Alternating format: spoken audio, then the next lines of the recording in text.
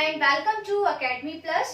बच्चों, हम पढ़ रहे थे the fundamental unit of life और अपने प्रीवियस लेक्चर में हमने डिस्कस किया था अबाउट डिफ्यूजन।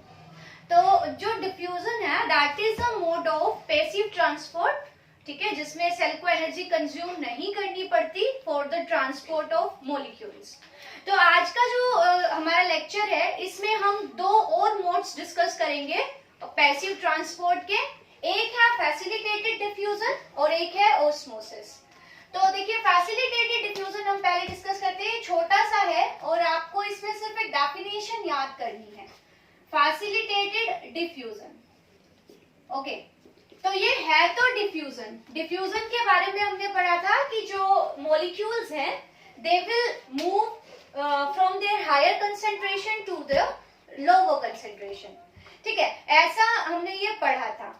अब जो फैसिलिटेटेड डिफ्यूजन है वो भी डिफ्यूजन ही है, मींस उसमें भी जो मॉलिक्यूल्स हैं they will be transported from their higher concentration to their lower concentration, but उनके मूवमेंट को पहले फैसिलिटेट करना पड़ेगा। ऐसा इसलिए, suppose this is a cell, हम एक सेल बनाते हैं, ओके, और ये सेल के बाहर कुछ मॉलिक्यूल्स हैं किसी केमिकल के, XYZ कुछ भी है ये, सपोज ये आपका ग्लूकोज है, ठीक है, और सेल के अंदर जो ग्लूकोज के मॉलिक्यूल हैं उनकी कंसेंट्रेशन है कम। तो membrane is permeable to glucose, means glucose cell के अंदर जाएगा क्योंकि यहाँ पे कंसेंट्रेशन ग्लूकोज के मॉलिक्यूल्स की हाई है और अंदर है लो, तो ग्लूकोज मॉलिक्यूल्स अंदर जाएंगे सेल के। बट ऐसा करने के लिए, ऐसा होने के लिए मेम्ब्रेन के पास कुछ प्रोटीन्स होते हैं, ओके। तो ये जो प्रोटीन्स है जिनको हम ट्रांसपोर्टर और कैरियर प्रोटीन्स कहते हैं, इन प्रोटीन के थ्रू, सपोज यहाँ मेम्ब्रेन में कुछ प्रोटीन प्रेजेंट है कोई, और ये प्रोटीन ने एक टनल सा बना रखा है, बीच में एक चैनल सा बना रखा है, इसी के थ्रू ये ग्लूकोज के मॉलिक्यूल सेल के अंदर जा सकते हैं। तो हुआ तो डिफ्यूजन, क्योंकि मॉलिक्यूल्स हाई से लो की तरफ जा रहे हैं कंसंट्रेशन की अगर हम बात करें। बट ऐसा करने के लिए यहाँ पे जो ये ग्रीन कलर से मैंने रिप्रेजेंट किया है, ये एक प्रोटीन है जिसे हम ट्रांसपोर्ट प्रोटीन और ट्रांसपोर्टर कह रहे हैं। ये प्रोटीन इन ग्लूकोज के मॉलिक्यूल्स की मूवमेंट को फैसिलिटेट कर रहा है। तो ऐसा जो डिफ्यूजन होगा जो जिसमें कैरियर प्रोटीन्स और ट्रांसपोर्ट प्रोटीन्स की हेल्प लेनी पड़ेगी सेल को, तो ऐसे डिफ्यूजन को हम कहते हैं फैसिलिटेटेड डिफ्यूजन। तो इसकी डेफिनेशन में सिर्फ डिफ्यूजन वाली डेफिनेशन लिख के with the help of transport proteins. देखिए, आपके लेवल तक पे आपको सिर्फ इतना ही याद रखना है कि ये डिफ्यूजन है और ऐसा डिफ्यूजन है जो मेम्ब्रेन में जो कुछ प्रोटीन्स होते हैं जिन्हें हम ट्रांसपोर्ट प्रोटीन्स कहते हैं उनकी हेल्प से होता है। तो यहां हम लिखेंगे transport of molecules from their higher concentration to their lower concentration with the help of transport proteins। तो यहाँ पे एक वर्ड आपको एक्स्ट्रा लगाना है, दैट इज ट्रांसपोर्ट प्रोटीन्स, बाकी ये डिफ्यूजन ही है। तो बस अभी आपके लेवल में 9th क्लास में हमें इतना ही पढ़ना है कि facilitated diffusion is facilitated bye transport proteins. ये वही प्रोटीन्स हैं जो मेम्ब्रेन में प्रेजेंट है, because plasma membrane is made of phospholipids and proteins. तो उनमें से कुछ प्रोटीन्स चीजों के डिफ्यूजन में हेल्प कर रहे हैं, तो प्रोटीन्स की हेल्प से होने वाला diffusion is called facilitated diffusion. Okay, अब जो इम्पोर्टेंट है वो है ऑस्मोसिस। तो अब हम उसी पे चलते हैं, ऑस्मोसिस के बारे में डिस्कस करते हैं। और osmosis is a special case of diffusion. वहां भी हाई कंसेंट्रेशन लो कंसेंट्रेशन वाला ही मूवमेंट होगा, बट वो एक स्पेशल केस है। वो कैसे, वो हम पढ़ते हैं। ये फैसिलिटेटेड डिफ्यूजन की डेफिनेशन है, ये आप देख लीजिए। अच्छा, ऑस्मोसिस को समझने के लिए पहले मैं आपको एक डेमोन्स्ट्रेशन देती हूँ यहाँ पे, मतलब हम यहाँ बोर्ड पे एक एक्सपेरिमेंट समझेंगे। इसमें आपको क्या करना है, आप एक यू शेप्ड वैसल ले लीजिए। कोई वैसल है, कोई बर्तन है यू शेप्ड। ओके, हमने लेबोरेटरी में कोई वैसल यूज किया विच इज यू शेप्ड। ऐसे यू शेप्ड कोई वैसल है, ठीक है। यहाँ बीच में हमने एक सिंथेटिक मेम्ब्रेन लगाई। ये मेम्ब्रेन कैसी होनी चाहिए, ये मेम्ब्रेन जो हम लगा रहे हैं यहाँ पे, ये पोरस होनी चाहिए। पोरस मीन्स इसके अंदर पोर्स होने चाहिए। यहाँ देखिए हम यू शेप्ड वैसल ले रहे हैं और यू शेप्ड वैसल के बीच में हम एक सिंथेटिक मेम्ब्रेन लगा रहे हैं। ये मेम्ब्रेन ऐसी है जिसमें पोर्स प्रेजेंट है। ये देखिए आपको दिख रहा होगा, मैंने बीच में पोर्स छोड़े और छोटे बना देती हूँ मैं इसको। हमने बीच में यहाँ पे पोर्स छोड़ दिए। ओके, ये बीच बीच में पोर्स प्रेजेंट है। So this is a U shaped vessel और बीच में हमने यहाँ एक मेम्ब्रेन लगाई है। ये मेम्ब्रेन कैसी है, पोरस है, मतलब इसके अंदर पोर्स हैं, छोटे छोटे छेद हैं। और इन पोर्स का साइज कैसा है कि ये सॉल्वेंट को पास होने देती है लेकिन सोल्यूट्स को पास नहीं होने देती। जैसे सोल्यूट और सॉल्वेंट आप समझते होंगे, फिर भी मैं आपको बता देती हूँ। जैसे एक सॉल्यूशन है, एक सॉल्यूशन जैसे आप लेते हो शुगर प्लस वाटर, ठीक है, इन दोनों को मिलाएंगे तो हमारे पास एक सॉल्यूशन बन जाएगा जिसमें शुगर तो क्या होगा, सोल्यूट, और जो लिक्विड वाला पार्ट है यानी वाटर जो है हमारे पास यहाँ पे, वो क्या होगा, solvent. And solute plus solvent ये मिलके क्या बनाएंगे, दोनों एक सॉल्यूशन। तो हम क्या देख रहे हैं कि जो यहाँ पे हमने मेम्ब्रेन लगाई है, ये मेम्ब्रेन पोरस है, मींस इसमें छोटे छोटे पोर्स हैं और उन पोर्स का साइज इतना है कि अगर हम एक सॉल्यूशन लें तो सॉल्यूशन के सोलवेंट तो इस मेम्ब्रेन को पास कर जाएंगे, पोर्स में से गुजर जाएंगे, लेकिन जो सोल्यूट है वो इस मेम्ब्रेन को क्रॉस नहीं कर पाएगा। तो ये पोरस मेम्ब्रेन है and it allows only the solvents to pass through it। ये मेम्ब्रेन जो हमने यहाँ यूज की है ये ऐसी है जिसमें पोर्स हैं और ये पोर्स सिर्फ सॉल्वेंट को पास होने दे रहे हैं and these are not allowing the solutes to pass through it। Okay, तो ऐसी जो मेम्ब्रेन होती है जो सिर्फ सॉल्वेंट्स को अपने में से पास होने दे और सोल्यूट्स को अपने में से पास ना होने दे, तो ऐसी मेम्ब्रेन को हम कहते हैं सेमी परमिएबल मेम्ब्रेन। ठीक है, तो जो यहाँ मेम्ब्रेन हम यूज कर रहे हैं इसमें ये पोर्स हैं और ये पोर्स सिर्फ सॉल्वेंट्स को ही पास होने दे रहे हैं। इसका मतलब ये मेम्ब्रेन कैसी हो गई, सेमी परमिएबल मेम्ब्रेन। यहाँ देखो वर्ड को स्प्लिट करो, सेमी मतलब हाफ, ओके, परमिएबल मतलब परमिएबिलिटी से रिलेटेड है, एबिलिटी टू मींस जो परमिट करे पास होने को मॉलिक्यूल्स के, तो इसको हाफ परमिएबल कह रहे हैं क्योंकि ये सिर्फ सॉल्वेंट्स को पास होने दे रही है। तो सॉल्वेंट्स के लिए परमिएबल है और सॉल्यूट्स के लिए परमिएबल नहीं है, तो ऐसी मेम्ब्रेन हो गई सेमी परमिएबल मेम्ब्रेन। तो अब हम अपने एक्सपेरिमेंट में आते हैं। हमने ये यू शेप्ड वेसल ली, एक साइड हमने इसके यहाँ पे एक मेम्ब्रेन लगा दी और ये मेम्ब्रेन के अंदर पोर्स है, ये पोर्स सिर्फ सॉल्वेंट को पास होने देंगे। अब हम इसके दोनों साइड पे सॉल्यूशन लेते हैं। ठीक है, इस साइड जैसे हमने क्या लिया, वाटर फिल किया, जैसे इस लेवल तक हमने यहाँ पे वाटर फिल कर दिया। जो ब्लू कलर में मैं आपको दिखा रही हूँ ये है वाटर। ओके, इस साइड भी हमने क्या किया, वाटर ले लिया और यहाँ पे इतना, ठीक है, इक्वल। यहाँ पे जो ये A है सॉल्यूशन और इस साइड जो सॉल्यूशन है वो क्या है, B। ये वाटर हमने यहाँ लिया दोनों साइड पे। अब हम क्या कर रहे हैं, वाटर के अंदर सोल्यूट्स ऐड कर रहे हैं। जैसे हम शुगर ऐड कर रहे हैं तो इस साइड जो हमने शुगर ऐड की उसके कम मॉलिक्यूल्स ऐड किए, मींस यहाँ पे शुगर के सिर्फ मैंने आपको 5 मॉलिक्यूल्स दिखाए हैं और यहाँ पे मैंने शुगर के बहुत सारे मॉलिक्यूल्स ऐड कर दिए, बहुत सारे। यहाँ पे जो रेड कलर से मैंने आपको दिखाया ये शुगर के मॉलिक्यूल्स हैं, ठीक है।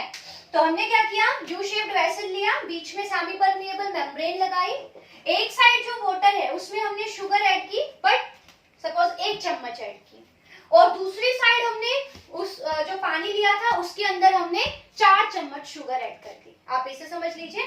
तो दोनों साइड सॉल्यूशन है, बट इन दोनों सॉल्यूशन में डिफरेंस क्या है कि इधर जो सॉल्यूशन है उधर इसमें सोल्यूट यानी शुगर कम है, और इस साइड जो सोल्यूट है उसमें शुगर का कंटेंट ज्यादा है। तो दोनों में से जो ए वाला सॉल्यूशन है, यहाँ पे हम दो सॉल्यूशन को कंपेयर कर रहे हैं, तो ए वाला जो सॉल्यूशन है उसमें जो सोल्यूट है, सोल्यूट हमारे पास यहाँ क्या है, शुगर, कंसंट्रेशन इज लोअर है, और जो बी वाला सॉल्यूशन है उसके अंदर सोल्यूट यानी शुगर कंटेंट यानी शुगर की concentration is higher. I think ये आपको क्लियर होगा। एक साइड जहां चीनी ज्यादा डाली है वो हो गया, और एक साइड हमने चीनी ज्यादा डाली, ठीक है। अब क्या है, जिधर हमने शुगर कंटेंट कम रखा है, अगर हम इन दोनों सॉल्यूशन को कंपेयर करते हैं, हमको इनको कंपेयर करना है, तो जिधर सोल्यूट ज्यादा है और जिधर सोल्यूट कम है, मतलब दोनों, ठीक है, तो जिधर सोल्यूट कम है उस सॉल्यूशन को हम कहेंगे हाइपोटोनिक सॉल्यूशन। तो पहले वाला जो सॉल्यूशन है वो सॉल्यूशन हो गया हाइपोटोनिक, और दूसरी साइड बी सॉल्यूशन है हाइपरटोनिक। ये वर्ड्स में समझाती हूँ आपको, हाइपरटोनिक, ओके। देखो हाइपोटोनिक और हाइपरटोनिक क्या है, हाइपो वर्ड का मतलब होता है कम, ये दो वर्ड हो गए हमारे पास। हाइपो मीन्स होता है कम और लेस, ठीक है। और जो टोनिक वर्ड है वो आया है टोनिसिटी से, जिसका मतलब है कंसंट्रेशन, और हम किसकी कंसंट्रेशन ले रहे हैं, सोल्यूट की, यहाँ पे सोल्यूट कंसंट्रेशन। तो जिधर दो सॉल्यूशंस हैं, जिधर सॉल्यूशन के अंदर सोल्यूट कम है वो सॉल्यूशन तो हो गया हाइपोटोनिक, हाइपो मतलब कम, और जो दूसरा सॉल्यूशन है जिधर सोल्यूट का अमाउंट ज्यादा है वो सॉल्यूशन क्या हो गया, हाइपरटोनिक, ठीक है। हमारे पास दो सॉल्यूशन हो गए, इनको कंपेयर कर रहे हैं, तो एक साइड जिधर सोल्यूट कम है वो हो गया हाइपोटोनिक सॉल्यूशन, और जिधर सोल्यूट ज्यादा है वो हो गया हाइपरटोनिक सॉल्यूशन। अब हम इनको थोड़े टाइम के लिए अनडिस्टर्ब छोड़ देते हैं।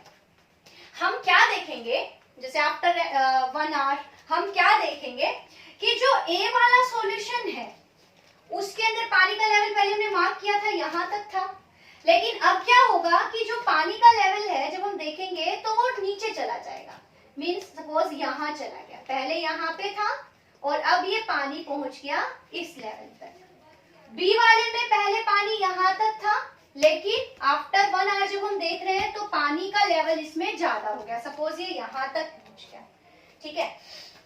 अब ये समझना है हमें क्या हुआ, क्या कि ए वाले में पानी कम हो गया और बी वाले में पानी का लेवल राइज हो गया। ऐसा क्यों हुआ, देखिए मैंने आपको बताया यहाँ पे मेम्ब्रेन है, ये सॉल्वेंट को पास होने दे रही है, मतलब वाटर को पास होने दे रही है, लेकिन पानी इधर भी जा रहा है और पानी इधर भी जा रहा है, मींस पानी के मॉलिक्यूल इधर भी मूव कर रहे हैं और पानी के मॉलिक्यूल इधर भी मूव कर रहे हैं। लेकिन पानी जहां सोल्यूट कम है, जिस सॉल्यूशन में सोल्यूट कम है वहां से ज्यादा पानी मूव कर रहा है, जिधर सोल्यूट ज्यादा है उस तरफ। तो आप देख रहे हो कि हाइपोटोनिक सॉल्यूशन से पानी किधर ज्यादा मूव किया, नेट मूवमेंट वाटर का देखिए, पानी इधर भी गया इधर भी गया, बट ज्यादा पानी किधर गया, ए वाले से बी की तरफ। तो बी वाले में पानी का लेवल राइज हो गया, यही तो रीजन हो सकता है ए में वाटर का लेवल गिरा क्योंकि ए से पानी बी की तरफ चला गया। तो यही जो मूवमेंट है सॉल्वेंट का, किधर से किधर, हाइपोटोनिक सॉल्यूशन से हाइपरटोनिक सॉल्यूशन की तरफ, इसी मूवमेंट ऑफ सॉल्वेंट को हम कहते हैं ओस्मोसिस। आई थिंक आपको यहाँ से क्लियर होगा। तो अगर मैं आपको डेफिनेशन लिखती हूँ फिर आपको थोड़ा और क्लियर हो जाएगा। तो डेफिनेशन जब हम लिखेंगे ओस्मोसिस की तो क्या लिखेंगे, movement of solvents from hypotonic solution, hypo मैंने आपको बताया, हाइपो मतलब कम, जिधर सोल्यूट का अमाउंट कम है, hypotonic solution to hypertonic solution. और ऐसा किसमें होगा, किस कंडीशन में, when these two solutions are separated by a semi permeable membrane। तो यहां लिखेंगे through semi permeable membrane, ठीक है। सॉल्वेंट्स का मूवमेंट हुआ from hypotonic solution to hypertonic solution, और किसके थ्रू हुआ, through a semi permeable membrane. तो इसी मूवमेंट को हम कहते हैं ऑस्मोसिस। जिधर सॉल्यूट्स कम थे वहां से पानी का मूवमेंट हुआ जिधर सॉल्यूट्स ज्यादा थे। जिधर कम थे वो सॉल्यूशन हो गया हाइपोटोनिक, और जिधर ज्यादा थे वो सॉल्यूशन हो गया हाइपरटोनिक। और ये मूवमेंट किसके थ्रू हुआ, through the semi permeable membrane. What is a semi permeable membrane, यहाँ मैंने इसकी डेफिनेशन लिखी है, ऐसी मेम्ब्रेन जो सिर्फ सॉल्वेंट्स को अपने अंदर से पास होने दे लेकिन सॉल्यूट्स को अपने अंदर से पास ना होने दे, ऐसी मेम्ब्रेन को हम कहते हैं सेमी परमिएबल मेम्ब्रेन। ओके, तो एक तो अगर हम सोल्यूट के टर्म्स में इसको डिफाइन करें तो हाइपो से हाइपर की तरफ होगा, आप याद रखना, कम से ज्यादा की तरफ, किससे, जिधर सोल्यूट कम है उससे सोल्यूट ज्यादा की तरफ जो मूवमेंट होगा वाटर का, दैट इज कॉल्ड ऑस्मोसिस, ठीक है। और अगर हम इसे पानी के टर्म में करें तो देखिए, पानी के जो मॉलिक्यूल्स हैं, अगर हम प्योर पानी लें तो उसमें सिर्फ वाटर के मॉलिक्यूल हैं और वो फ्रीली मूव कर रहे हैं। लेकिन जब हम वाटर के अंदर कोई सोल्यूट डालेंगे तो सोल्यूट ऐड करने की वजह से वाटर की मूवमेंट में रुकावट आएगी, क्योंकि बीच बीच में और कोई मॉलिक्यूल हमने ऐड कर दिया। तो जिधर सोल्यूट कम है वहां पानी की जो एनर्जी होगी, मतलब मूव करने की कैपेसिटी होगी, वो होगी ज्यादा। और जिधर सोल्यूट ज्यादा डाले हैं वहां पे पानी की मूवमेंट में ज्यादा हिंड्रेंस होगा, ठीक है। कोई भी जो काम हो रहा है उसके लिए एक एनर्जी चाहिए। तो जब हम प्योर पानी ले रहे हैं तो उसके मॉलिक्यूल्स फ्रीली मूव कर रहे हैं, मतलब उनके पास ज्यादा एनर्जी है। तो जब हम वाटर में सोल्यूट ऐड कर देंगे, सपोज हमने शुगर ऐड कर दी, तो वाटर की मूवमेंट में रुकावट पैदा होगी क्योंकि बीच में शुगर के मॉलिक्यूल्स आ गए हैं, तो पानी की एनर्जी हो गई कम। ओके, और जिधर सोल्यूट ज्यादा होंगे उधर तो पानी की एनर्जी ज्यादा कम हो जाएगी। तो जिधर पानी की एनर्जी ज्यादा है, जिधर कम सोल्यूट है, वहां से मॉलिक्यूल्स मूव करेंगे पानी के जिधर पानी की एनर्जी कम है। तो इसको हम वाटर की कंसेंट्रेशन में डिफाइन करें तो फ्री वाटर कितना है, तो यहाँ पे कम सोल्यूट है तो फ्री वाटर ज्यादा होगा, यहाँ पे फ्री वाटर कम होगा। तो from higher water potential to lower water potential. But आप इसको इसकी टर्म्स में देख लीजिए और फर्दर हम डिस्कस करेंगे इसको। तो osmosis is the movement of solvents from hypotonic solution to hypertonic through the semi permeable membrane, और इसके लिए हमने यहाँ पे डेमोन्स्ट्रेशन दिया है। तो ये है ऑस्मोसिस। अब हम ऑस्मोसिस को समझेंगे सेल के केस में, कि सेल के केस में ऑस्मोसिस का क्या इफेक्ट हो रहा है। ओके, तो यहाँ पे देखिए, अभी हम सेल तक लेके चलेंगे इसको, अगले ही लेक्चर में हम इसको सेल के केस में पढ़ेंगे। ओके।